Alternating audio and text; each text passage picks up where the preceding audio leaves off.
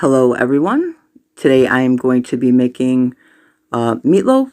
I'm making it a little bit different this time because I didn't have any fresh onions or fresh green peppers. So I am going to be adding a quarter of a cup of dehydrated onions and about a quarter of a cup of dehydrated green peppers that I did fresh. And about 2 slices of cut up into cubes pieces of bread, and then I'm adding 2 eggs, and then some last little bit of Parmesan cheese that we had that turns out to be about 1/3 of a cup. And then I'm going to add some ketchup and some salt and pepper for my seasonings. I'm using a fork to incorporate this all together because it just leaves it more fluffy in the end when after it's cooked and you go to eat it.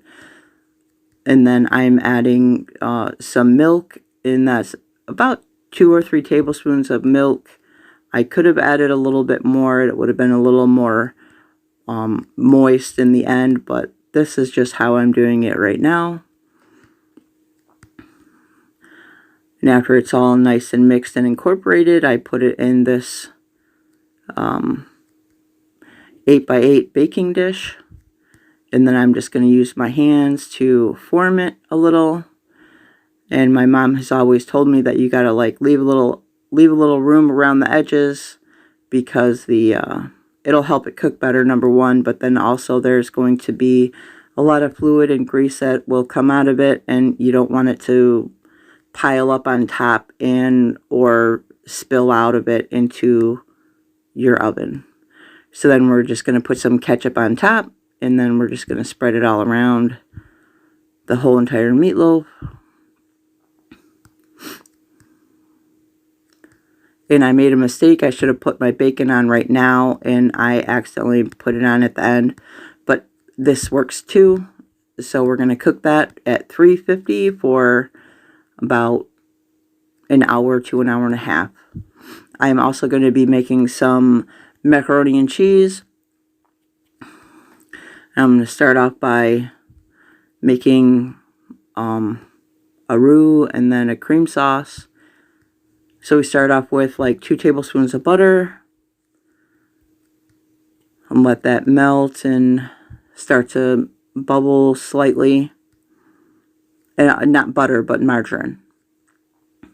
We're going to let that melt and then start to bubble a little bit, and then we're going to put about 2 tablespoons of flour in there. And I accidentally put too much flour, so I needed to add a little bit more margarine. Because you don't want it all chunky, you want it to be smooth and creamy before, with just the butter and the milk. I mean the butter and the flour. So then we start adding some milk, and I'm using the milk that Mom got from her senior food commodity box. If you watch that video, you know what I'm talking about. So then we're just going to let this start to thicken. And as I'm working on this, you see the other pan back there, I'm boiling the macaroni. So we're just going to stir this, let it thicken, add some salt and pepper. Got some corn cooking over there. And now it's time to start adding in some of the cheese that Mom got from the food commodity box. It's kind of like Velveeta, but this brand tastes way better than the Velveeta. So then we have our pan on medium to low, and we just want this to cook slowly. The cheese sauce, we want the cheese to melt slowly, and it's like a slow process, or else it'll burn and separate and everything like that. We don't want that to happen. And then you're going to taste it periodically to make sure you have enough cheese in it. You see, I tasted it. There wasn't enough cheese, so I'm adding some more cheese.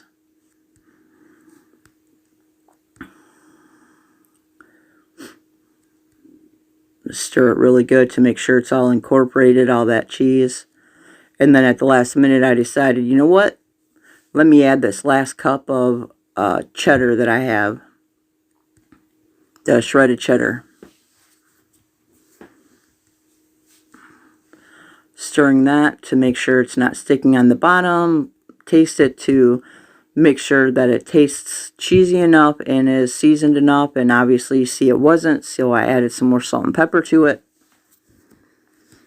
So now I'm going to dump some macaroni in my dish that I'm going to use to bake it in. I'm going to pour some cheese in there, stir it up a little bit, add some more macaroni, add some more cheese sauce. Make sure my bowl is nice and scraped, get all that cheese sauce in there, stir it up a little bit. And if I had some paprika, this is the point where I'd throw some paprika on top of it, but I don't have any right now. So then we're going to put that in the oven next to the meatloaf. And then the meatloaf is almost all the way done. We still got about 20 minutes left on the meatloaf, so I'm throwing some bacon on. Like I said, I should have put that on in the beginning, but this is how I ended up doing it this time. This is what it looks like after it's all done and cooked. Here it is on my plate, and now I'm going to talk about it. That's really good. The macaroni and cheese is excellent. Thank you.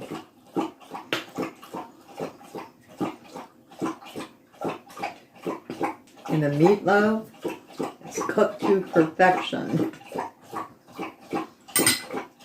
I'll be the judge of that.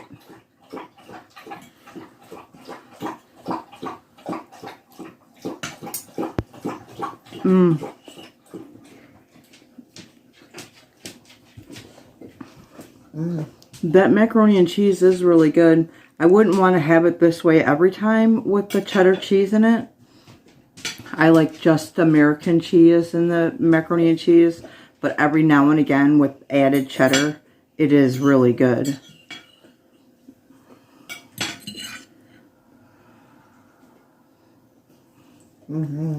I added garlic seasoning to the corn.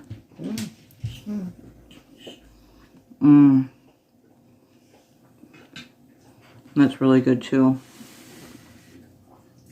Haven't tasted the corn yet. The meatloaf's really good. Nice and moist and yum.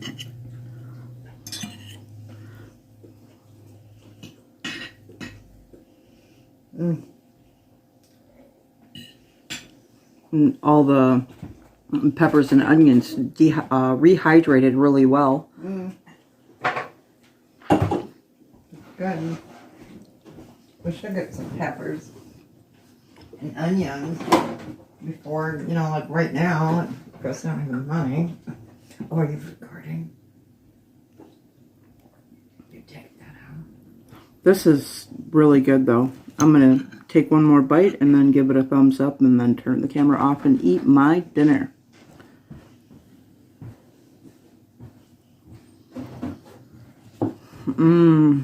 Very good. Very, very good. Like and subscribe.